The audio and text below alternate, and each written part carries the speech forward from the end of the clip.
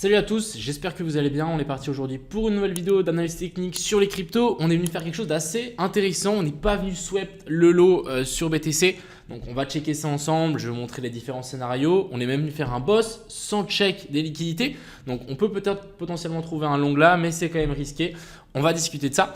On va bien évidemment parler aussi du BTC, on va parler de l'Ethereum, Arbitrum, Inspect, le PIT qui décolle, le WHO, qu'est-ce qu'on peut faire, le Optimisme, le LTC, bref, pas mal de crypto. Et aussi, je vais vous parler d'un nouveau groupe qui vient de sortir. Je vais vous parler brièvement aujourd'hui pour vous expliquer un petit peu et j'en parlerai bien plus tard une fois que toutes les bases sont posées. Mais je trouvais ça assez intéressant à vous partager, surtout que je pense qu'il y a beaucoup de gens qui attendent quelque chose de ma part qui était bien plus sérieux que ce que je faisais avant. Et maintenant, j'ai pu construire une petite team, donc ça va être très sympa. J'espère que vous serez de la partie. Enfin bref, on est parti. Crypto, millions. Crypto, millions. Alors, avant de commencer, je tenais simplement à vous partager le nouveau groupe que j'ai sorti. Donc avant, je ne sais pas si vous vous souvenez, mais j'avais un groupe de discussion. Maintenant, j'en ai un nouveau. Il sera payant, mais la valeur qui sera mise dans ce groupe sera largement supérieure, bien évidemment. Donc, on aura un groupe, bien évidemment, airdrop. Donc, c'est Ren Calypso, pour les gens qui connaissent sur Twitter, qui va s'en occuper. Elle fait que du airdrop. Dites-vous qu'elle s'est acheté un appartement avec des airdrops. Donc, les gars, je pense qu'il y a de quoi faire. Je pense qu'il y en a déjà, une cinquantaine des airdrops. On a bien évidemment recherche et du coup investissement, tout ce qui est fonda, tout ce qui est formation. Bien évidemment, moi j'adore vous former. Votre objectif, c'est quand même d'être rentable à long terme, de gagner de l'argent, etc. Deal VC, c'est un nouveau truc que je pense aucun YouTuber n'a jamais fait. Va simplement vous permettre de partager et de participer à des private sales, ICO, deal VC, des seeds, etc. Donc ça, à mon avis, ça peut être hyper intéressant. Bien évidemment, on aura toutes mes trades, analyses techniques, etc. Et bien évidemment, un chat général où vous pourrez discuter avec vos amis. L'objectif, c'est vraiment de créer une famille. Donc voilà, je vous explique ça rapidement. C'est tout. Je mets quand même un lien en description si jamais ça vous intéresse. C'est quelque chose qui va évoluer avec le temps, qui va s'améliorer. On aura sans doute de plus en plus de gens qui vont faire. L'objectif, c'est vraiment d'avoir tout dans un groupe, toutes les informations nécessaires qui sont passées à un tri, etc. Donc voilà, tout sera là. Je pense que c'est vraiment une excellente chose. Il y a énormément de gens qui m'ont demandé ça parce que, comme vous savez, j'avais plus de groupe de discussion. Je vais vous présenter ça et je voulais vraiment un truc correct, mais dites-vous que ça va nous prendre moi tout mon temps. Je vais vraiment vivre pour ça. Donc voilà, ça me semblait normal que ça soit payant. Tout travail mérite salaire à mon avis. Enfin bref, on va directement continuer sur ce BTC. Hier, du coup, on a décroché. Clairement, on est venu récupérer ce lot-là, mais on n'est pas venu récupérer ces lots-là. Donc là, ce qui est clair et net, même si on est venu récupérer ça à la lisière, c'est que là, en fait, on a créé une énorme pool de liquidité. D'ailleurs, j'ai oublié de dire, mais dans ce groupe-là, il y aura aussi des lives, comme à l'époque, etc. Un suivi, quoi. Genre, on sera là pour vous accompagner. Même si vous voyez un nouveau projet, nous, on pourra venir l'analyser avec certains critères qu'on a développés, etc. Bref, ça va être vraiment nice. Voilà, parenthèse terminée. Je voulais juste parler de ça. En gros, voilà, on a clairement une poche de liquidité qui est en train de s'accumuler ici en dessous. Mais qu'est-ce qu'on est venu faire ici? Je pense que vous l'avez deviné. On est venu faire ici un petit boss.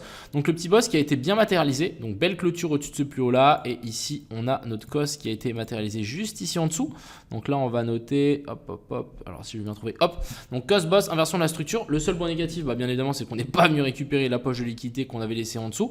Je pense que ça vaut quand même la peine de tenter un trade, étant donné qu'on n'est pas à l'abri en fait de faire un rebond, de encore une fois laisser cet equal low intact, revenir rechercher donc les fameuses zones de fair value gap que j'attends toujours pour shorter et ensuite descendre plus violemment et venir récupérer les liquidités qu'on aura encore plus accumulées, parce que dites-vous que là si on pump, ça va créer encore plus de liquidités ici en dessous et on pourra venir les récupérer plus fort.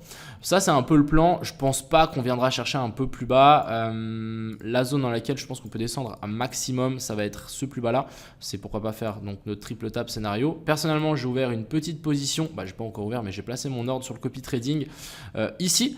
Donc en gros sur l'order block en 15 minutes, ici on avait cette petite order block, je me suis dit qu'on peut largement rebondir ici. Je pense qu'on peut aussi descendre un petit peu plus bas, donc il faudra juste pas paniquer si on passe déjà dans le rouge au début, c'est complètement normal. Et si on nous fait une inversion structure un petit peu plus clean juste ici en dessous, je relongerai pour créer une plus grosse position et directement target le sommet qu'on a laissé là, voire même tirer, voilà, j'ai tiré jusqu'à ce plus haut là qui est la zone de fair value gap juste au-dessus. Du côté de l'Ethereum, par contre lui c'est différent, on n'est pas venu faire un nouveau plus haut, donc vous voyez on a fait un rebond, mais voilà, ici on est juste venu toucher la zone de fair value gap et on se fait rejeté. Donc clairement pour moi, le bottom sur Ethereum n'est toujours pas trouvé. On va continuer à mon avis à corriger dans cette espèce de canal ici. On peut vraiment descendre assez bas, venir chercher même ces zones de fair value gap. Je pense qu'on a une zone pivot qui se situe par là, mais on n'est pas à l'abri de nous faire une petite déviation ici en dessous pour ensuite réintégrer, faire peur un petit peu à tout le monde. Donc clairement on patiente. J'ai presque aucune position actuellement à part peut-être l'ordre sur Bitcoin, mais clairement ça ne sert à rien de se précipiter sur un marché pareil. Ensuite, on a le Arbitrum. Vous savez qu'on est dans cette zone intéressante. Je vous en ai parlé sur mes 2 dernières vidéos. Donc, on est toujours dans cette zone intéressante. Par contre, toujours pas d'inversion structure. Les gars, je vous avais dit, c'est intéressant si on a une inversion structure. Mais pour le moment, toujours pas. On fait des plus bas, toujours plus bas, et on fait des sommets aussi toujours plus bas. Donc clairement, ça veut simplement continuer à chuter, même si on est dans une zone intéressante. C'est pas parce qu'on est dans une zone intéressante qu'il faut long. Donc là, on patiente. Ensuite ici, on a le Litecoin. Putain, mais vraiment trop propre le Litecoin. Je vous avais partagé ça hier. Donc en gros, ici, on avait une autre bosse, breakout de la structure haussière.